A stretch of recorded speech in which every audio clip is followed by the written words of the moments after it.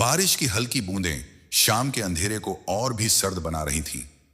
एक पुराना लकड़ी का दरवाजा, जो अब भीग कर और भारी हो गया था, धीरे से खुला। अंदर एक अधजली लालटेन की पीली रोशनी में एक नौजवान औरत बैठी थी, सफिया। सफिया सिर्फ 21 साल की थी, मगर उसकी आंखों में वो दर्द था जो उम्र से नहीं, हालात से आता है। 3 छोटे छोटे बच्चे उसके पास सटे हुए बैठे थे। सबके पेट खाली थे, होंठ सूखे और आंखों में उम्मीद की चिंगारी भी बुझती जा रही थी। उसके शौहर राशिद की मौत को 6 महीने हो चुके थे। एक हादसे में टैक्सी पलटी थी और राशिद उस दिन घर नहीं लौटा। उसके बाद सफिया के लिए हर दिन एक इम्तिहान बन गया। राशन खत्म हो चुका था, गैस का चूल्हा ठंडा पड़ा था और दूध की आखिरी बोतल 2 दिन पहले खत्म हो गई थी। उस रात जब सबसे छोटा बेटा आसिफ भूख से तड़पते हुए रोने लगा, सफिया का दिल टुकड़ों में बंट गया। उसने उसे सीने से लगाया, मगर वो जानती थी सिर्फ ममता से पेट नहीं भरता। दूसरे दिन सुबह सफिया ने इमाम साहब से मदद मांगी, मगर मस्जिद का चंदा भी खत्म हो चुका था। मोहल्ले की औरतें पहले ही अपनी परेशानियों में डूबी थीं। कुछ ने ताना मारा, इतनी जवान औरत अकेली शहर में रहते हुए बदनामी से क्यों नहीं डरती? शाम होते होते सफिया के पास सिर्फ एक रास्ता बचा था, सड़क। पेट की आग और बच्चों की आंखों की प्यास ने उसे उस हद तक पहुंचा दिया था जहां इज्जत और जरूरत की जंग में अक्सर हार इज्जत की होती है।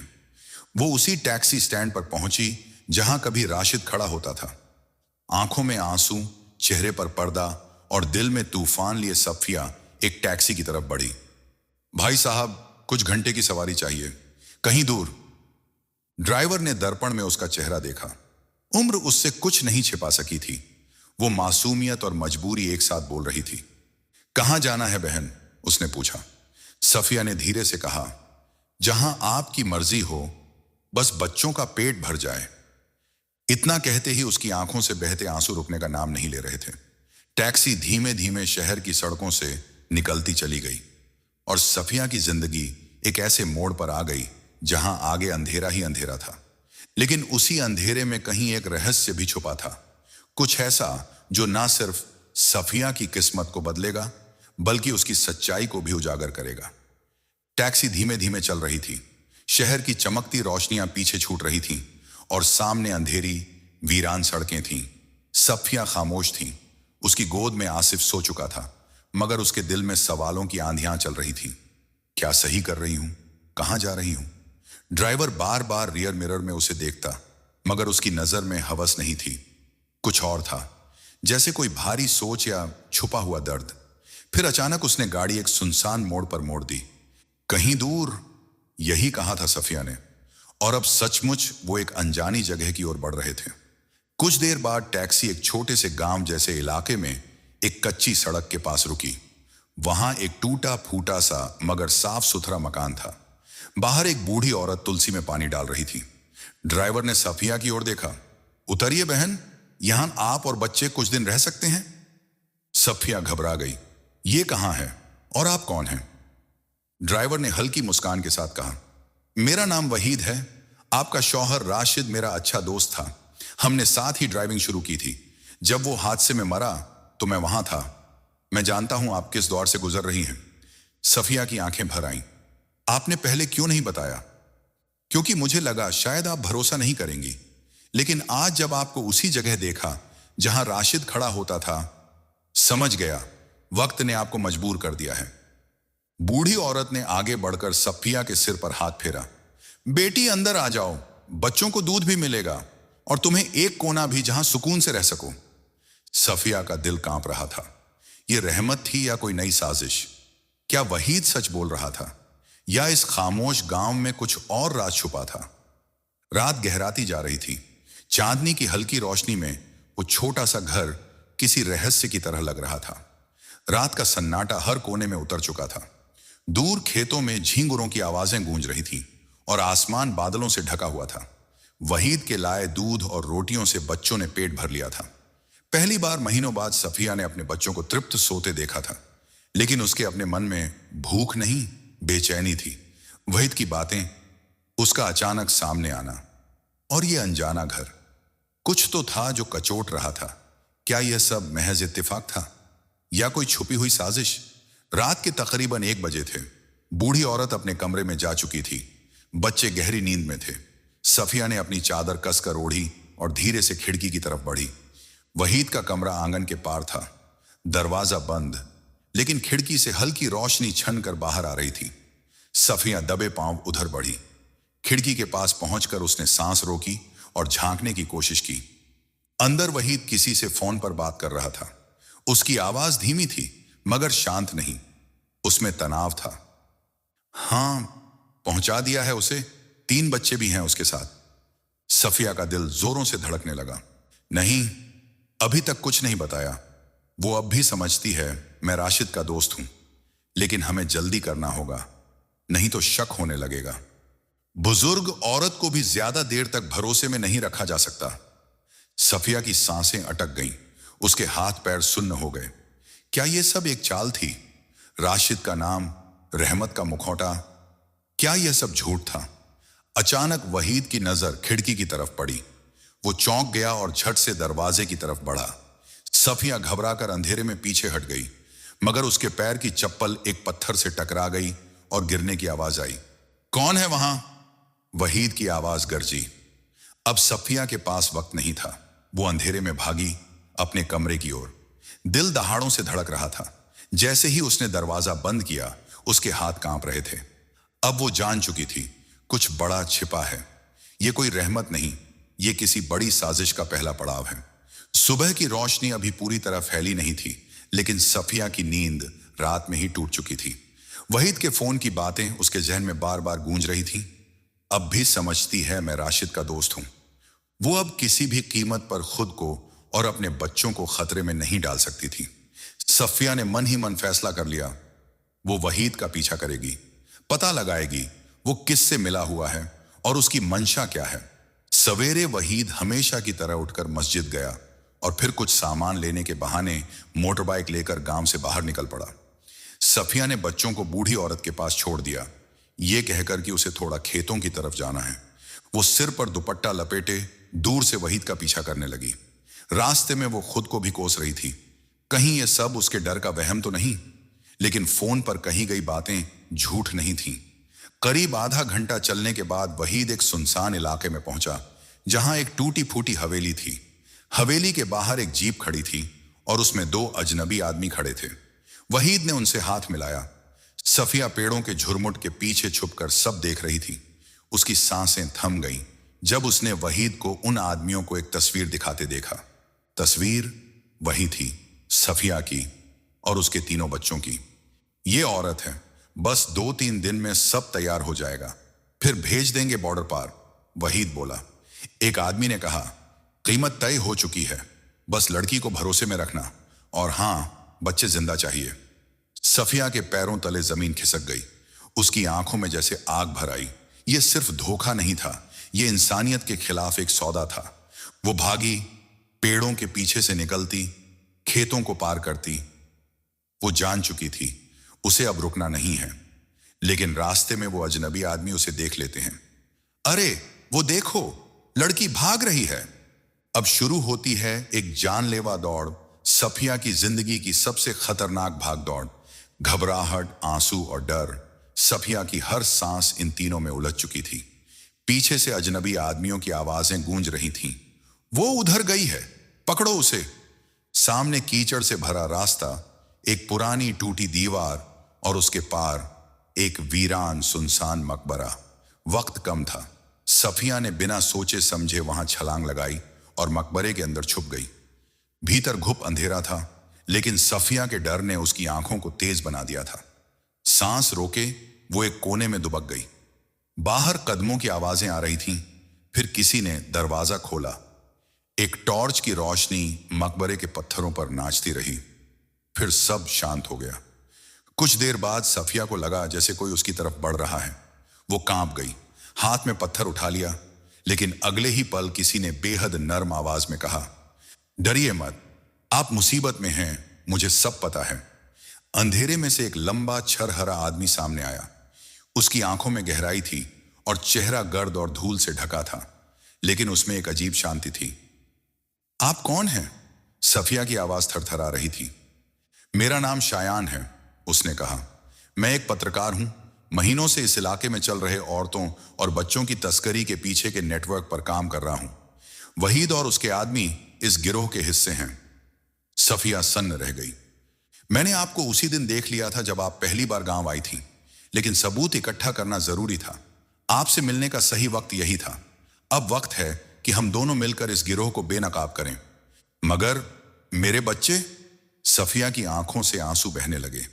शायान ने धीरे से कहा, घबराइए नहीं, आपकी औलाद अब मेरी जिम्मेदारी है, लेकिन हमें अब बहुत सोच समझकर अगला कदम उठाना होगा।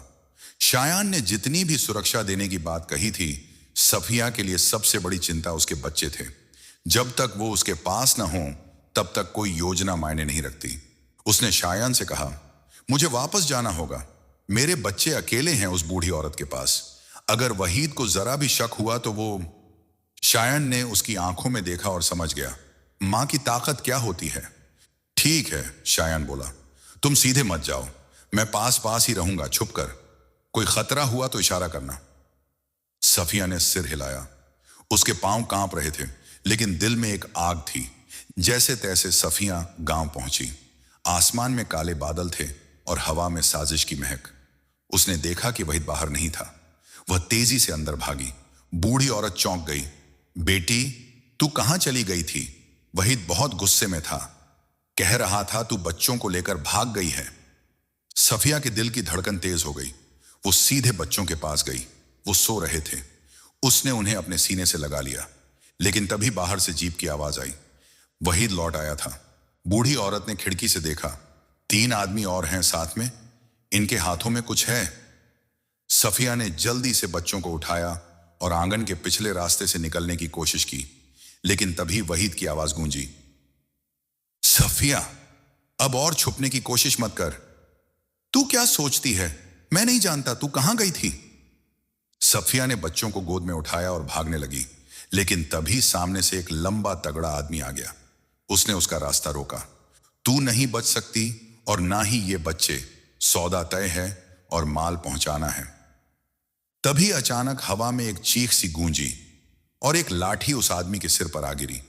वो शायान था। भागो सफिया, पीछे के रास्ते से, जल्दी, वो चिल्लाया।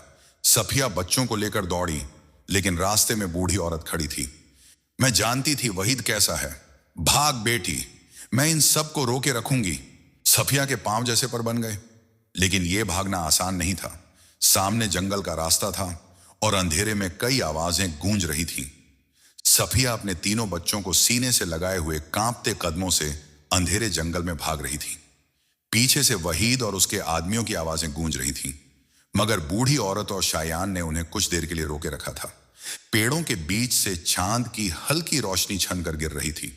सफिया को याद आया, शायान ने उसे एक पुराने मिशन हॉस्पिटल का जिक्र किया था, जो अब काम नहीं करता था, लेकिन किसी जमाने में ईसाई मिशनरियों द्वारा चलाया जाता था।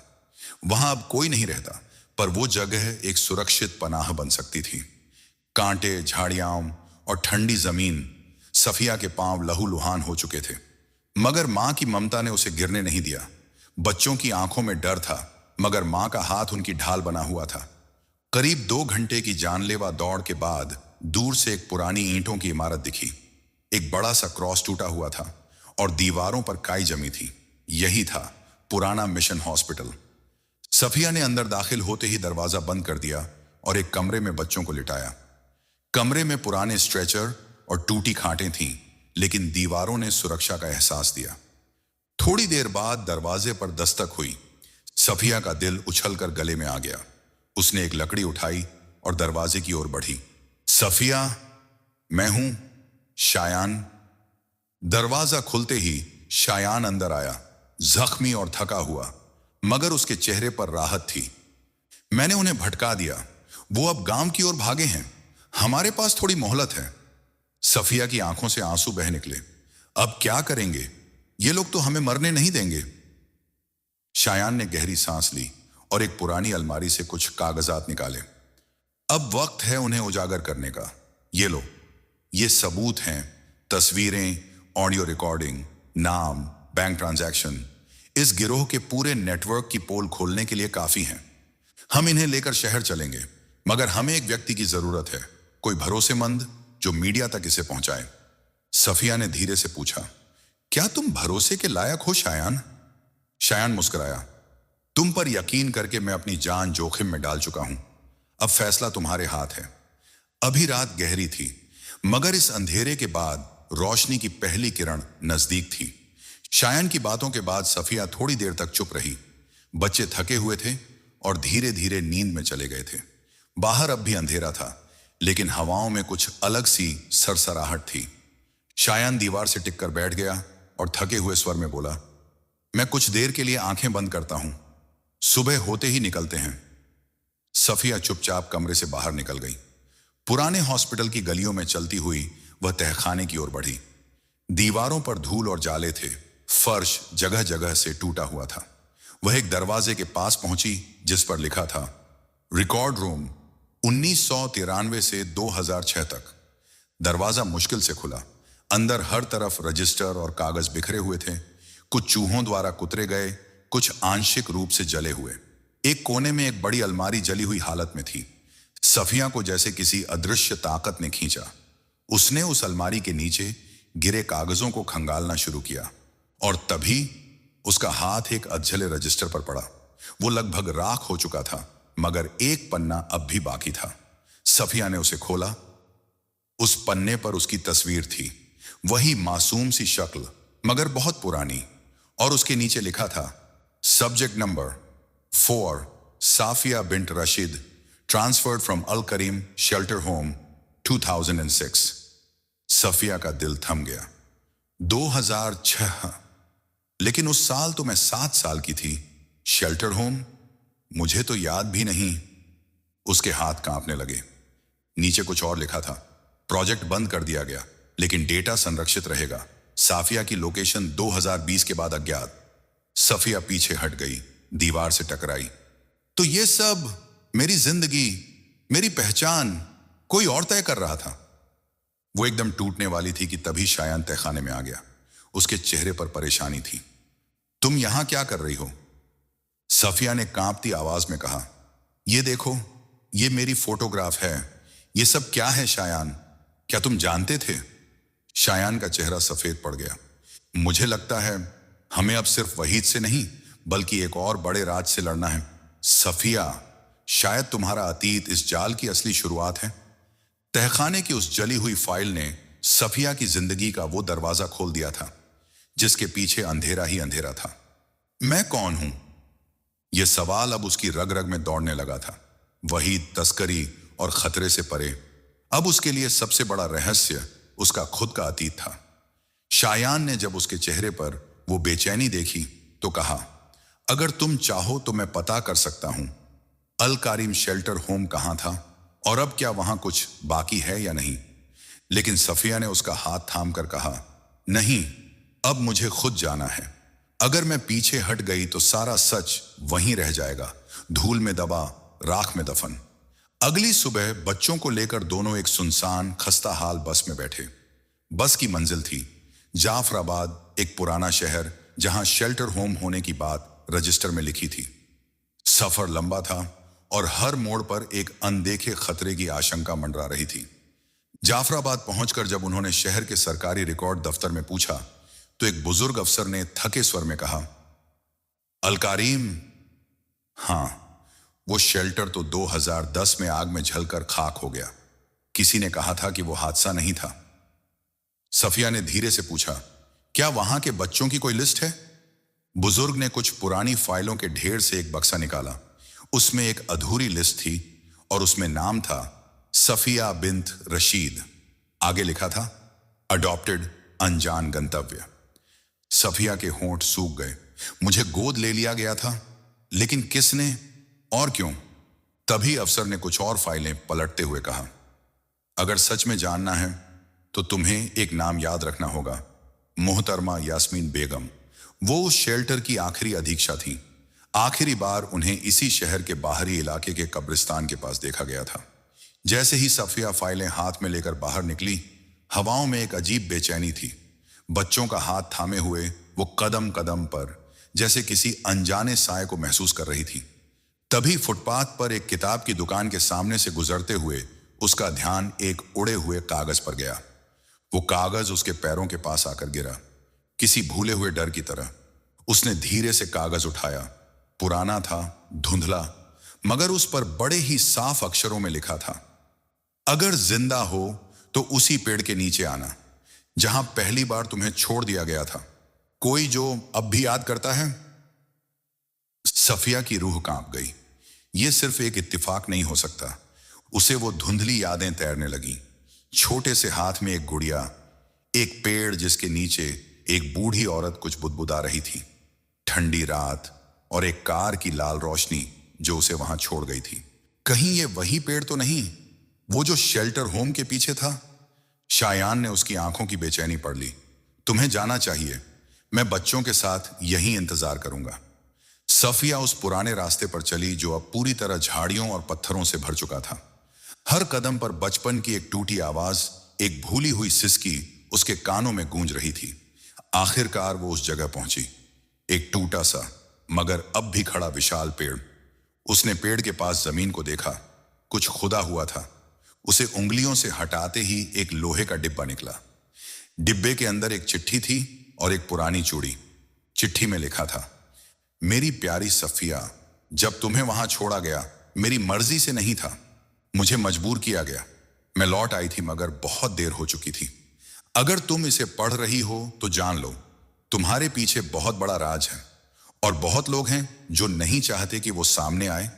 ये चूड़ी तुम्हारी मां की आखिरी निशानी है। अगर सच्चाई चाहिए तो पहाड़ी की दूसरी तरफ उस लाल झोपड़ी में जाओ, वहां कोई अब भी तुम्हारा इंतजार कर रहा है। यास्मीन बेगम। सफिया की आंखों में आंसू थे। उसकी पहचान, उसकी मां, उसका अतीत, सब एक धागे में जुड़ने लगे थे। लेकिन अब खतरा और भी गहरा हो गया था। सफिया ने गहरी सांस ली। बच्चों और शायान को पीछे छोड़ते हुए अकेले ही उस लाल झोपड़ी की ओर चल पड़ी। रास्ता ऊबड़ खाबड़ था, लेकिन दिल की बेचैनी ने हर कदम को मजबूती दी। जैसे जैसे वो झोपड़ी के करीब पहुंची, एक अजीब सन्नाटा था। झोपड़ी का दरवाजा आधा खुला था और अंदर से हल्की रोशनी टिमटिमा रही थी। सफिया ने धीरे से दरवाजा खोला और अंदर झांका। कमरे के बीचों बीच एक बूढ़ी औरत बैठी थी, जिसकी आंखों में गहरा दर्द और एक अनजानी उम्मीद थी। वह यास्मीन बेगम थी। यास्मीन ने सफिया को देखते ही अपनी थकी हुई हंसी छिपा ली। आखिर तुम आ ही गई मेरी बच्ची, उसने आवाज कमजोर मगर प्यार भरी निकाली। सफिया के पैरों तले जमीन खिसक गई। आप मेरी मां हैं? यास्मीन ने धीरे से सिर हिलाया। हां, और तुम्हारे पीछे जो साजिशें हैं वे हमारे दोनों की जिंदगियों को तोड़ने की कोशिश करती हैं, पर सच अब बाहर आना है। यास्मीन ने सफिया को अपने पुराने दस्तावेज दिखाए। उनमें एक बड़ा नेटवर्क था जिसमें वहीद, कुछ सरकारी अफसर और एक तस्करी गिरोह जुड़े थे। यास्मीन ने बताया कि उसे भी उन्हीं लोगों ने शेल्टर होम से जबरदस्ती हटाया था और फिर उसने सालों तक छुपकर इस जाल को उजागर करने की कोशिश की। मैंने तुम्हें वहां छोड़ दिया ताकि तुम्हें बचा सकूं, पर कभी भी तुम्हें छोड़ नहीं पाया। उसकी आवाज टूट गई। सफिया की आंखों में आंसू थे और दिल में एक नई हिम्मत जगी। अब क्या करेंगे? सफिया ने पूछा। यास्मीन ने मुस्कुराते हुए कहा, अब हम मिलकर लड़ेंगे, तुम्हारे बच्चों के लिए, तुम्हारे लिए और हमारे लिए, सच के लिए। सफिया, शायान और यास्मीन ने मिलकर ठाना कि अब वह वक्त आ गया है जब पूरे जाल को दुनिया के सामने लाना होगा। उनके पास कागजात, सबूत और उनकी जुबानी थी जो वहीद और उसके गिरोह के खिलाफ धमाकेदार था। शहर के एक छोटे भरोसेमंद न्यूज चैनल के दफ्तर में उन्होंने दस्तावेज और ऑडियो रिकॉर्डिंग दी। पत्रकार ने उनकी बात सुनी और कहा, अगर ये सच निकला तो बहुत बड़ा स्कैंडल होगा, हम इसे पूरी दुनिया तक पहुंचाएंगे। पर जैसे जैसे खबर फैलने लगी, वहीद और उसके लोग घबराने लगे। उनका असली चेहरा उजागर होना था और उनके राज टूटने वाले थे। रात दिन सफिया और यास्मीन ने मीडिया से जुड़े लोगों के साथ काम किया। शायान ने बच्चों की देखभाल संभाली ताकि सफिया बिना डर के अपनी लड़ाई लड़ सके। कुछ हफ्तों बाद टीवी पर एक बड़ा कार्यक्रम हुआ। सफिया ने अपने पूरे दर्द, अपनी मजबूरी और उस साजिश का खुलासा किया जिसने उसकी जिंदगी तबाह कर दी। लोगों की आंखों में आंसू थे और दिलों में एक नई उम्मीद जगी। वहीद पकड़ा गया और गिरोह के कई सदस्य पुलिस की गिरफ्त में आए और अब सफिया की जिंदगी में धीरे धीरे नई रोशनी फैलने लगी। वह जानती थी सच की जीत होती है, चाहे रास्ता कितना भी मुश्किल क्यों ना हो। सफिया की जिंदगी में एक नई सुबह आई थी। वहीद और उसके गिरोह के गिरने के बाद शहर में शांति लौट आई थी, लेकिन सफिया के दिल में जो घाव थे वे धीरे धीरे भर रहे थे। शायान अब सफिया का सबसे भरोसेमंद साथी बन चुका था। उसने बच्चों की परवरिश में पूरा साथ दिया और सफिया के सपनों को सच करने में मदद की। यास्मीन की तबीयत बेहतर हो गई थी और वह अब सफिया के साथ मिलकर एक छोटी सी संस्था चलाने लगी जो मजबूर और बेसहारा बच्चों की मदद करती थी, जैसे कभी सफिया खुद थी। सफिया ने शहर में एक छोटा सा घर लिया था जहां उसके बच्चे अब खुलकर खेलते, हंसते और सपने देखते थे। वह खुद भी नए काम सीख रही थी और अपनी पढ़ाई पूरी करने के लिए कोशिश कर रही थी। लोग अब उसे सिर्फ मजबूर लड़की नहीं बल्कि एक नायक के रूप में देखते थे। एक दिन जब सफिया बच्चों के साथ पार्क में थी, उसने देखा कि आसमान में सूरज की किरणें धीरे धीरे बादलों के पीछे से झांक रही थीं। उसने गहरी सांस ली और कहा, हमने बहुत संघर्ष किया पर अब हम आजाद हैं। हमारी जिंदगी अब हमारे अपने हाथों में है। सफिया की कहानी यहीं खत्म नहीं होती, बल्कि एक नई उम्मीद